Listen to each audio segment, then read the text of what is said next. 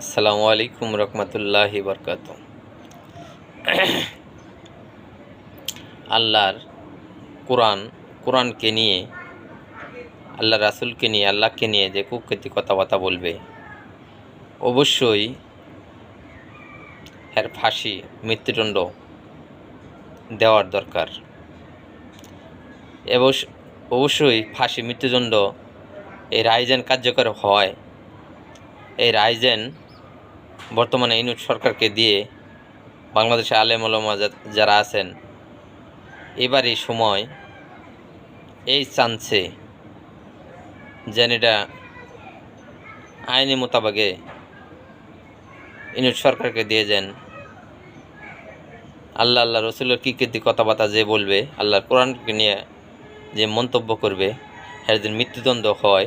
সব বাংলাদেশে আলেম ওলামা, হাফেজ মৌলানা মুফতি যারা আছে, সবে মিলা ইউনূস সরকারকে দিয়ে এই আইনটা যেন পাশ করানো হয়। অবশ্যই এই ভিডিওটা আমার কাছে যার কাছে পড়বে, অবশ্যই এই ভিডিওটা বেশি বেশি শেয়ার করবেন। আসসালামু আলাইকুম রহমতুল্লাহি বরকাতুহু।